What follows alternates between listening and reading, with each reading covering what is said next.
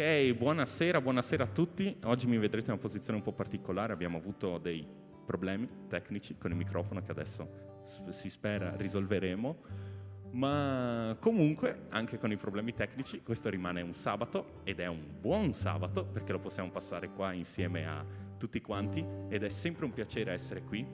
E questo sabato in particolare lo vorrei iniziare con una preghiera, perché non so se da casa lo notate, le persone qui presenti di sicuro notano, siamo tutti un pochino più alti del solito, grazie a questo palco. Questo è stato il lavoro di tanti fratelli che hanno sacrificato il proprio tempo, le proprie risorse per mettersi qui e lavorare, e oggi noi siamo qui ed è davvero un piacere. Perciò vi chiedo di alzarvi in piedi e possiamo, iniziare con una preghiera, una semplice preghiera di ringraziamento per questa opportunità che abbiamo. Un altro sabato che possiamo essere qua, un sabato nel quale possiamo gioire, un sabato nel quale possiamo lodare.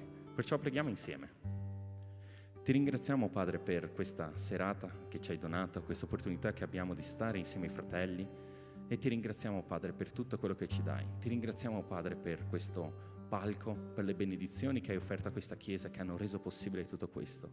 Ti ringraziamo per la vita dei fratelli che si sono messi a disposizione per lavorare a tutto questo. E ti ringraziamo, Padre, perché sappiamo che tutto quello che noi abbiamo è solo grazie a te. Noi vogliamo restituirti solo un poco di quello che tu in primis ci hai donato, Padre. E noi ti ringraziamo infinitamente per questo. In nome di Gesù, amen. Perciò lodiamo insieme al nostro Signore. Guarda il fratello alla tua destra, alla tua sinistra. Salutalo, non lo vedi già da una settimana. Qualcuno non si vede da ieri, l'altro ieri. Salutatevi, ringraziatevi perché questa è la Chiesa di Dio.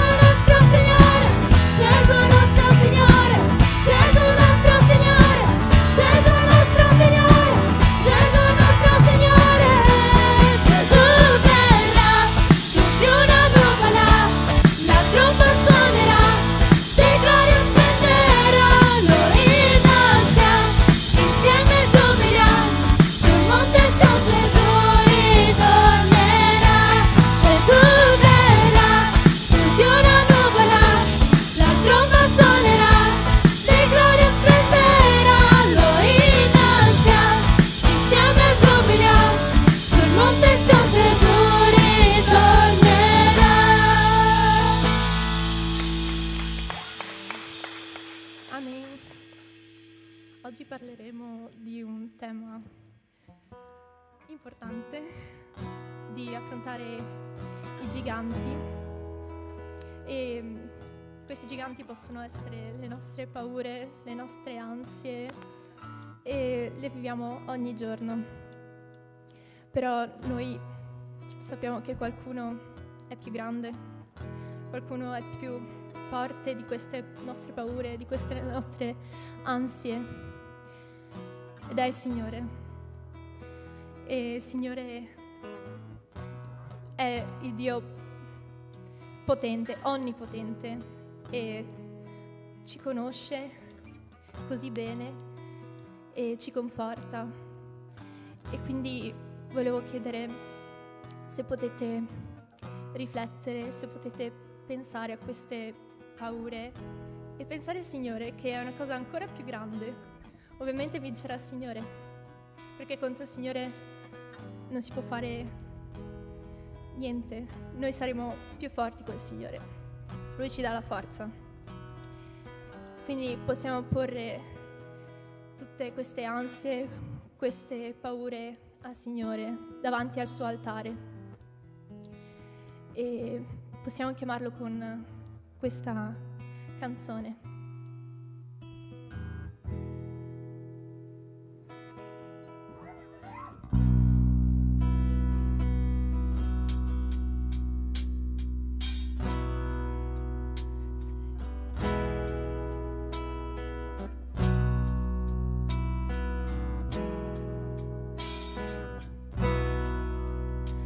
Ferito e rotto nel cuore, sopraffatto dal peccato tuo, Gesù ti chiama. Via d'uscita tu non vedi più, cerchi un tocco dal cielo qua giù, Gesù ti chiama.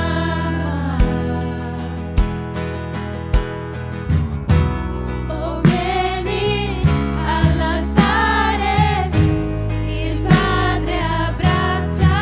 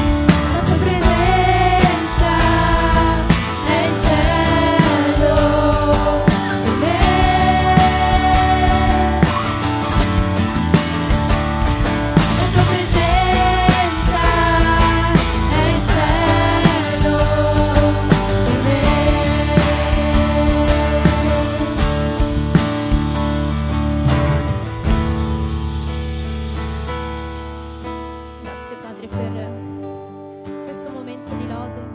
Grazie perché la tua presenza è il cielo per noi, Signore. Tu sei qui e tu gioisci con noi quando cantiamo, quando lodiamo, quando siamo in tua presenza, Signore.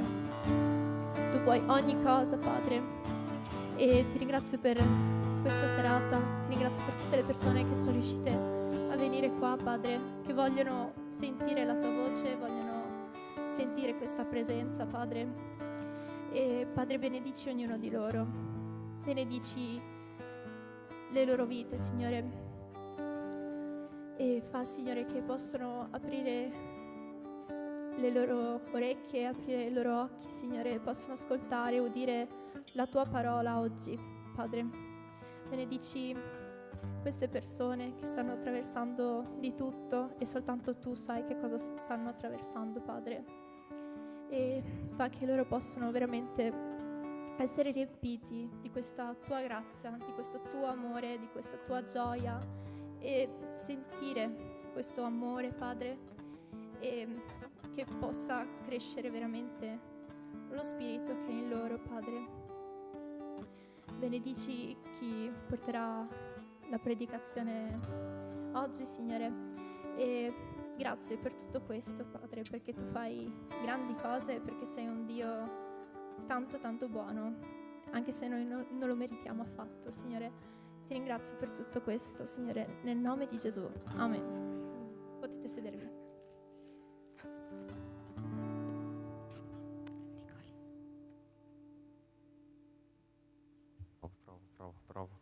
Prova. Sente? Si sente?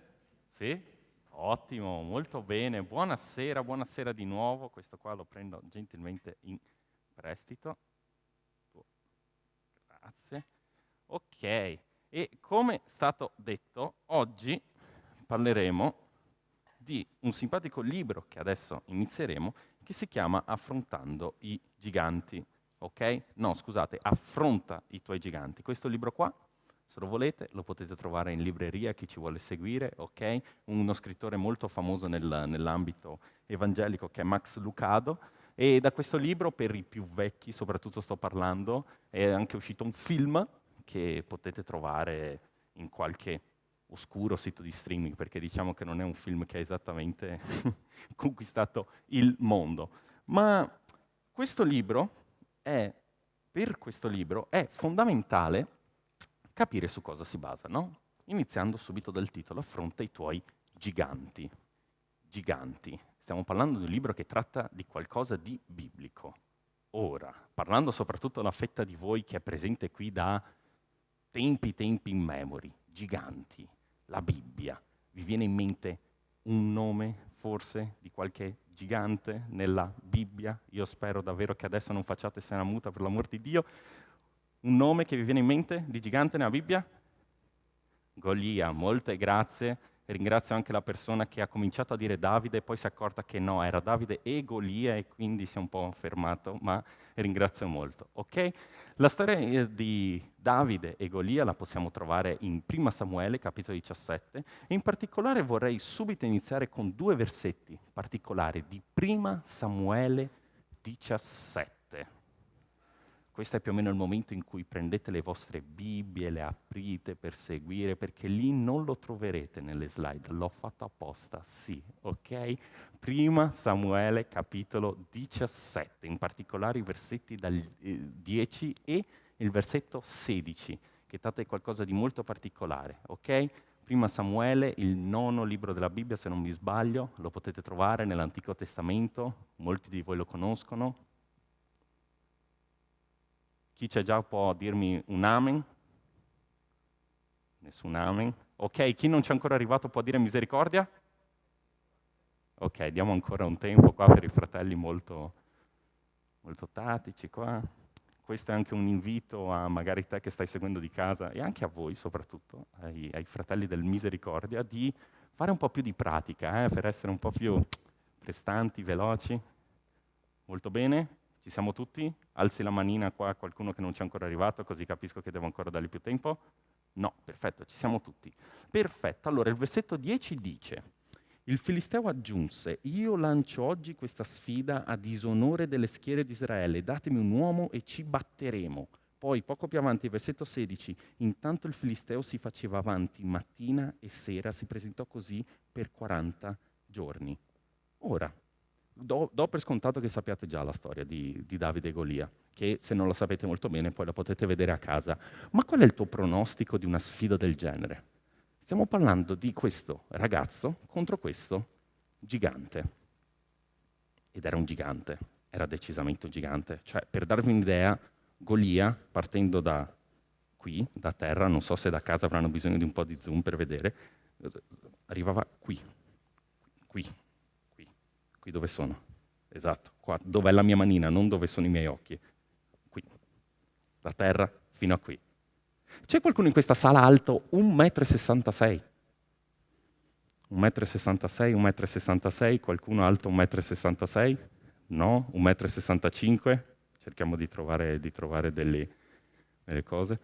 Nessuno in questa sala alto 1,65 m? 1,60 m?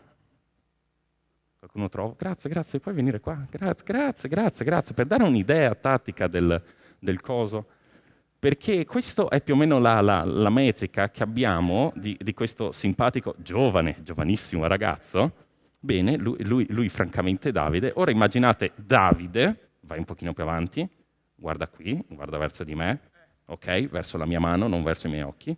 Bene, questa era la testa di Golia. E non pensate che sia perché lui è bassino, no, perché le proporzioni funzionano in modo tale che se io, che sono alto, mi conoscete, praticamente 2 metri, fosse al suo posto, Golia sarebbe qua. Quindi comunque c'è questa distanza, ok? Questo è fondamentale per capire. Grazie per andarti a sedere. Un applauso per favore a Gaetano che ha dimostrato coraggio. Grazie Gaetano. Ok, è fondamentale capire che noi leggiamo questa storia e spesso noi diamo più chance a Davide contro Golia rispetto che noi verso i nostri giganti. Perché noi leggiamo la descrizione di questo gigante, 60 kg d'armatura, una lancia, uno scudo, ma magari non lo vediamo rappresentato nella nostra vita.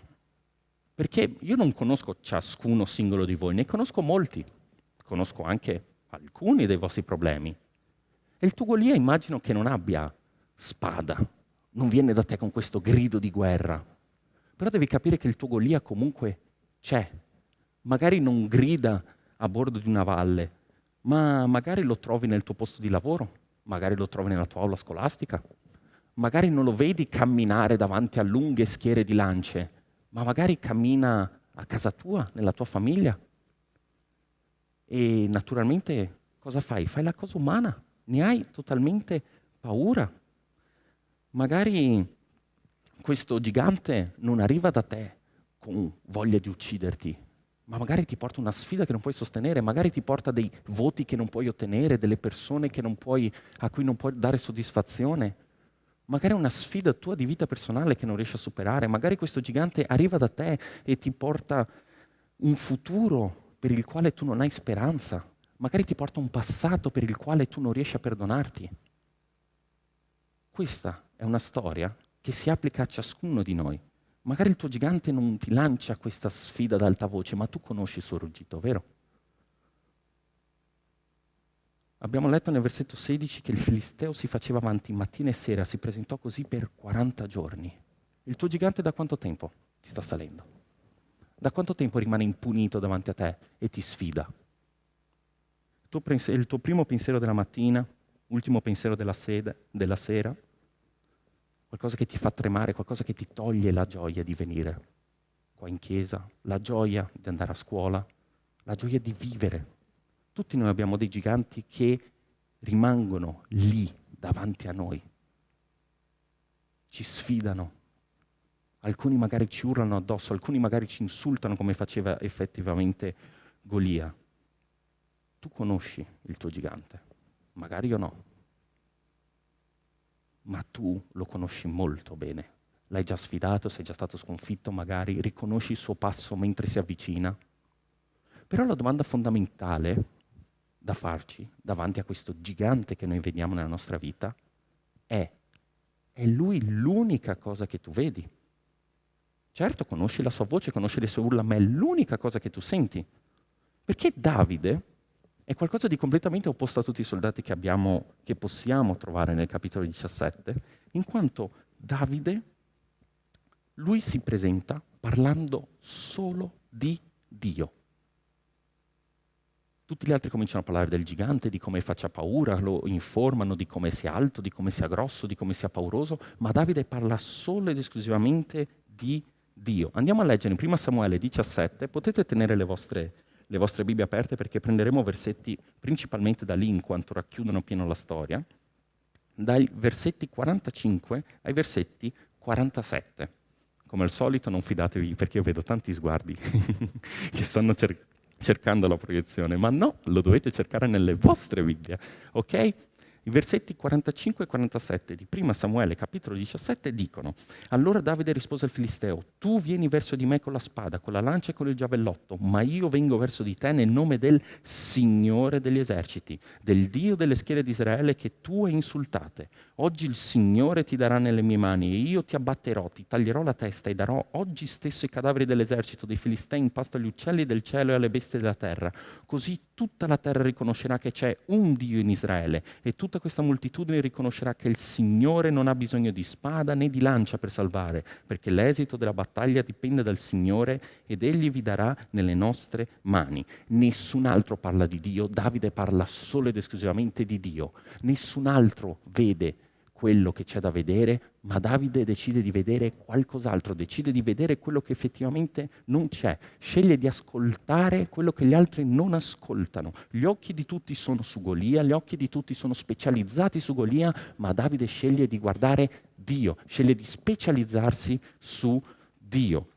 E davanti a quello che Davide vede, alle schiere degli eserciti, molto interessante qua l'utilizzo del plurale, ma gli eserciti del Signore, Davide sceglie di fare qualcosa a dir poco pazzo, sceglie di fare qualcosa davvero scellerato. Lo possiamo trovare nel versetto subito dopo, il 48, quando sta scritto: appena il Filisteo si mosse e si fece avanti per avvicinarsi a Davide, anche Davide corse verso la linea di battaglia contro il Filisteo. Anche Davide corse. Se dovessimo fare un disegnino della scena, andando avanti con le slide, esce fuori qualcosa di assolutamente matto. Di nuovo questo scricciolo, questo ragazzo ragazzo che era abituato soltanto a pascolare delle pecore davanti a un gigante, davanti a qualcuno impostato per la battaglia. Il suo re arriva da lui e gli dice: no, tu sei solo un ragazzo, questo qua è un soldato, è un signor soldato, è il meglio del meglio. Cosa vuoi fargli? Ma vi dirò, la chiave di questo racconto non è la fionda, non sono i sassi, non sono le pietre levigate che Davide è andato a scegliere al fiume, non è la borsa che si portava dietro, ma è questa parola chiave. Davide corse verso la linea di battaglia contro il Filisteo. Non è stato spinto, non è stato costretto, non è che casualmente era lì e il gigante gli è arrivato perché, ah sì, è il gigante delle 8 del mattino, sta arrivando verso di me. Davide corse. Quando è stata l'ultima volta che tu hai fatto lo stesso contro il tuo gigante? Quanto tempo è passato dal quando hai affrontato la sfida che il tuo gigante ti ha posto? Perché abbiamo questa tendenza, no? A nasconderci, a ritirarci. La vediamo come una battaglia persa, basta. Perché devo stare qua? Farò come gli israeliti, mi nasconderò. Per carità, loro si nascondevano nelle tende, magari tu ti nascondi dove? Dietro un banco di scuola? Dietro una scrivania al lavoro? Magari ti nascondi sotto le coperte? Magari ti nascondi sotto una lunga notte di sonno perché il problema ormai è passato, via, ciao, prossima giornata. Però sai che è solo una cosa momentanea. Passa un giorno, passa una settimana, passa un anno e il tuo Golia è lì, perché non l'hai mai sconfitto. Quindi magari tu ti senti al sicuro, ti senti isolato, ti senti anestetizzato da questo dolore, ma poi Golia ritorna. Poi Golia ritorna, ogni sera, ogni mattina, 40 giorni e più. 40 mesi, 40 anni. La scuola finisce, la notte finisce, arriva il giorno e devi di nuovo affrontare il tuo gigante. devi di nuovo affrontare quella cosa che ti fa tremare. Oggi ti voglio fare questo invito. Cambia tattica. Affronta il tuo gigante con un'arma satura di Dio. In Atti 13:22, non serve che lo andate a cercare, rimanete là con la Bibbia aperta in 1 Samuele 17, sta scritto: io ho trovato Davide, figlio di Jesse, uomo secondo il mio cuore, che eseguirà ogni mio volere. Davide, l'uomo secondo il cuore di Dio. Nessun altro nella storia biblica è mai stato nominato così. Ci sono stati discepoli, ci sono stati apostoli, ci sono state persone che il Signore gradiva, ci sono stati veri servi del Signore, figli del Signore, ma nessun altro uomo secondo il cuore del Signore.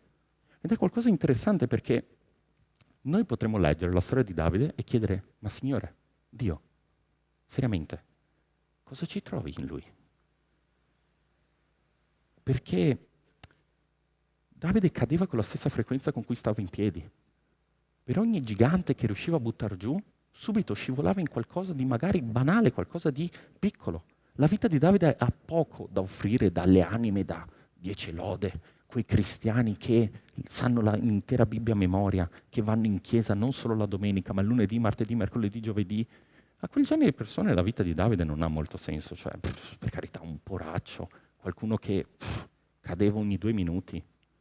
Ma invece, per tutti gli altri che peccano, per tutti gli altri che cadono giorno dopo giorno sulle stesse cose, la vita di Davide dona speranza. Perché nei momenti buoni nessuno era meglio di Davide. Wow, guardate il ragazzo che è riuscito a tirare giù il gigante che nessuno aveva il coraggio di fare. Wow, guardate il ragazzo che ha deciso di non uccidere il proprio re perché così voleva il Signore nonostante ne avesse la possibilità. Wow, che bellissimo esempio da prendere. Subito dopo vediamo i momenti bui di Davide.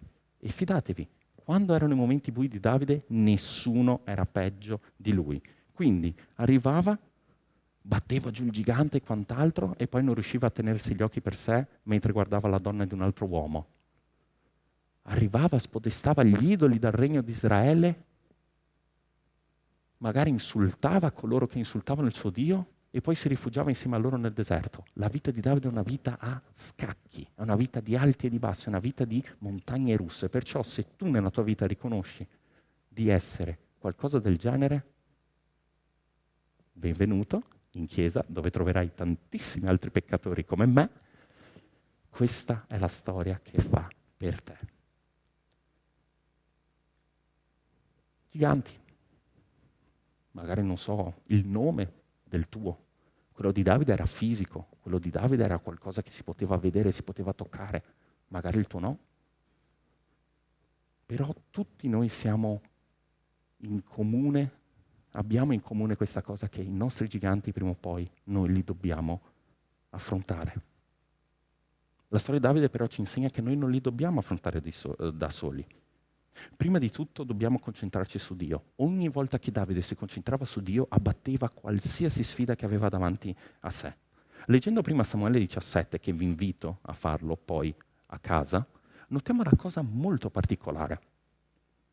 Se vi prendete un attimino qualche secondo, giusto per sfogliare così il testo, quante volte effettivamente si sente parlare di Golia?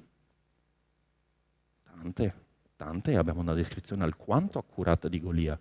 Per carità, in unità di misura bibliche, ma c'è una chiara descrizione, c'è una fotografia di Golia.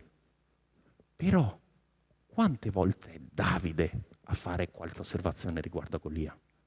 Quante volte è Davide a chiedere qualcosa, a citare anche il nome di Golia? Nella mia versione, in particolare della Bibbia, io conto soltanto 2 volte. Il versetto 26 e il versetto 36. E notate che in queste 2 volte non c'è nessuna domanda sul peso della sua lancia, non c'è nessuna domanda su «Oh wow, ma è davvero alto, ma quanto è alto? Ma quanta gente ha ucciso quello lì prima di venire qua? Ma da quanto tempo è un soldato?» Nessuna di queste domande. Le domande che Davide fa è «Chi Zeus sto qua?» detto in Veneto. Chi è? Chi è questo qua che osa mettersi contro il Signore? Chi è questo qua che osa imbrattare il nome del mio Dio che io sto vedendo con i miei occhi, che sto ascoltando con le mie orecchie?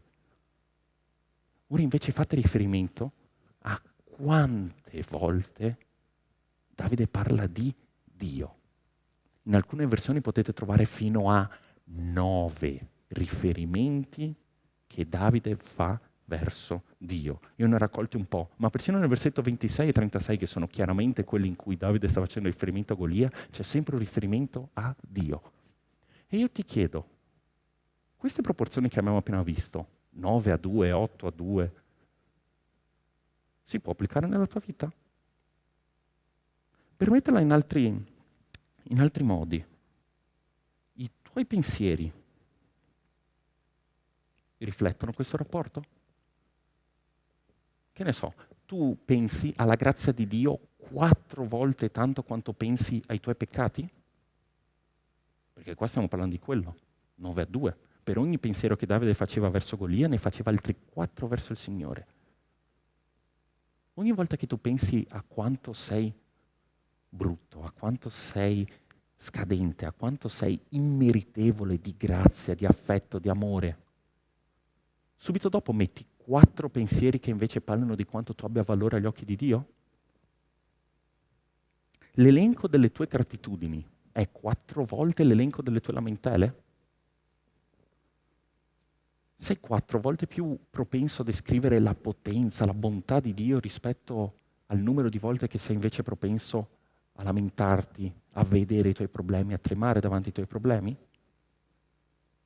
Non serve rispondere. Molto probabilmente no. Immagino che tu sia una persona come me, perché io leggendo queste cose subito ho pensato, caspita, io no. Forse addirittura quel rapporto è addirittura invertito. Per ogni volta che penso alla gratitudine che ho verso il Signore, penso a 4 volte che invece non ho espresso gratitudine, penso a 4 volte in cui invece mi sono esclusivamente lamentato. Ma se ti riconosci in quello che ti sto dicendo, questa è la buona notizia. Davide è l'uomo che fa per te. Perché se ti concentri sui tuoi giganti, inciamperai.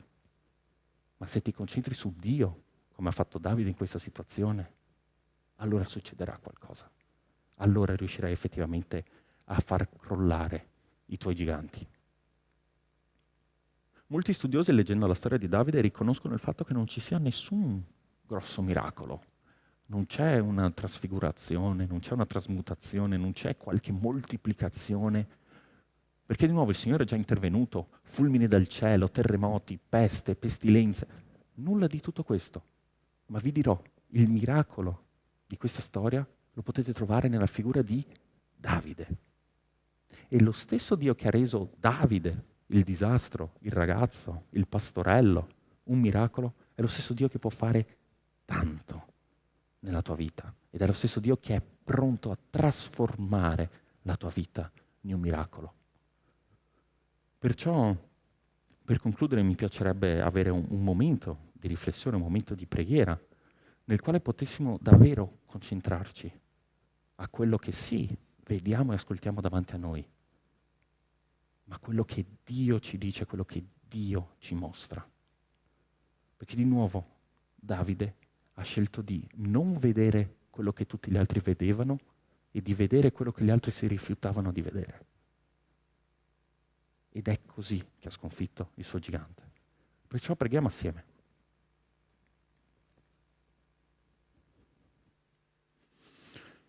Ti ringraziamo, Padre, per questa serata, ti ringraziamo per questo momento di comunione che abbiamo avuto.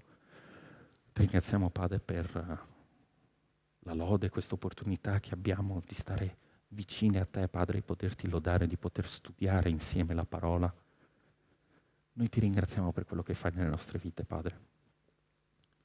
Come una sola voce vogliamo elevare un grido a te, perché abbiamo dei giganti, abbiamo delle difficoltà, non le riusciamo ad affrontare giorno dopo giorno, sono lì davanti a noi, ci insultano, ci gridano addosso e noi riconosciamo che è soltanto in te, Padre, che noi possiamo effettivamente sconfiggere, è solo in te che noi possiamo crescere. Perciò ti prego, Padre, di benedire tutti noi, affinché possiamo effettivamente vedere come tu ti mostri, Padre.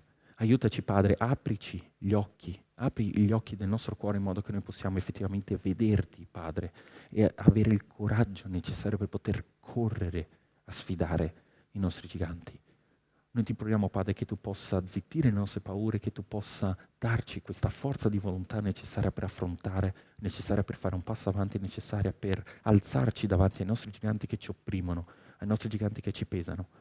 Ti chiediamo perdono, Padre, per tutte quelle volte che abbiamo deciso di guardare il nostro gigante invece che te, che siamo subito chiusi di paura, ci siamo nascosti perché non credevamo in te, perché non ti vedevamo, Padre. Ti supplico perdonaci, usa la tua infinita misericordia in modo che possiamo vivere secondo quello che tu dici, in modo che possiamo vedere quello che tu dici. Tutto questo ti chiediamo in nome di Gesù. Amen. Invito il gruppo di lode per il nostro momento di decime, di offerte nel nostro palco. Non so in verità come saliranno, perché per carità io ho le gambe lunghe, no? Posso effettivamente salire, ma loro sono più furbi. Quindi vi lascio nelle buone mani i nostri fratelli.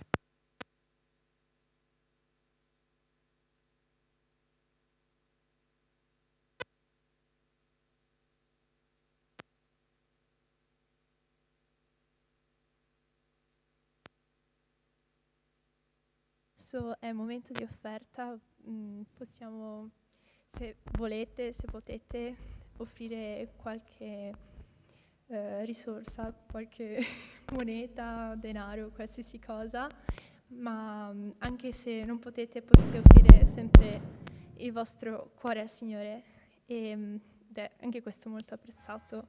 Quindi possiamo alzarci in piedi e cantare grandi cose ha fatto il nostro Signore e proclamarlo e dirlo ad alta voce.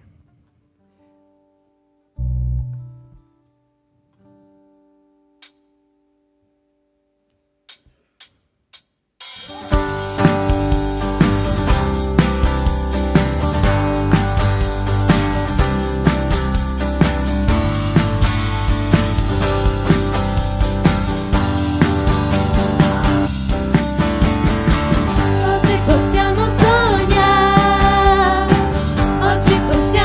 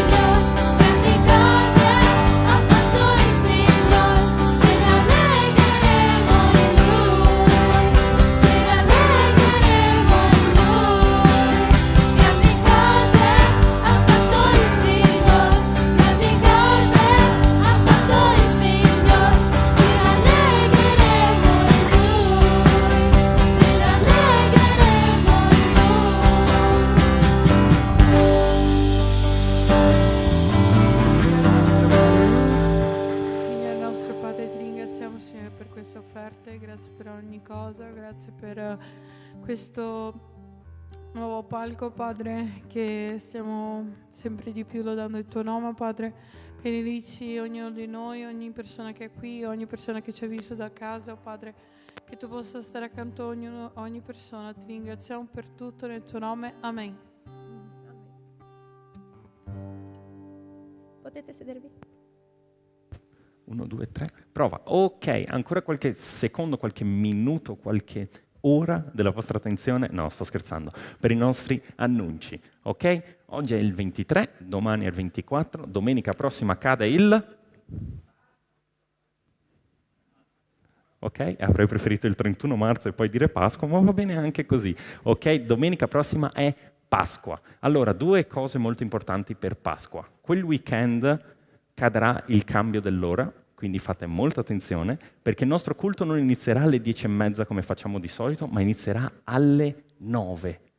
No, aiuto, è troppo presto e quant'altro. Alzati, vieni, lo fai una volta all'anno, ce la puoi fare. No, il mio gigante, e allora sconfiggilo come ha fatto Davide, grande così, ok? Perciò noi ci troveremo qui alle 9 per fare colazione insieme e per poi poter stare insieme in questa grande festa di celebrazione che è il culto di Pasqua, ok? Quindi se volete portare qualcosa da mangiare, se volete portare qualcosa da bere, potete parlare sempre con i nostri pastori giù in fondo che vi sapranno dire al meglio cosa è meglio portare, ok? Ma importante è questo, domenica 31 marzo, domenica di Pasqua, qui alle 9, bravi, complimenti, ok? Poi continuando con i nostri annunci che ci sono tanto cari, maggio non abbiamo niente di particolare, aprile non abbiamo niente di particolare, abbiamo il nostro campeggio a luglio, perciò mi raccomando, giovani e adolescenti, fatevi sentire, le iscrizioni sono già aperte, potete già chiedere, potete già separare questi giorni in modo da poterci essere, ok? Non ci sono bambini, c'è anche il campeggio dei bambini, potete chiedere a Cecilia, tutto nel migliore dei modi. Se siete qui per prima, seconda, terza volta, Dio vi benedica tantissimo, è sempre un piacere avere degli ospiti. Se sei qui più dalla quarta volta, Dio ti benedica, ok? Se sei qui presente e sei una coppia, complimenti, hai azzeccato il sabato giusto per poter venire. Se invece sei a casa, mi dispiace, a meno che non ti sai teletrasportare, questa sera è il nostro incontro delle coppie, al quale auguriamo ogni bene mentre noi avremo i nostri piccoli gruppi. E se invece sei qui e non sai molto bene perché vedi delle cose che magari vorresti cambiare, vedi delle cose nelle quali vorresti effettivamente mettere mano, sia adolescenti, giovani, adulti, potete sempre chiedere in giro perché i nostri ministeri sono sempre aperti.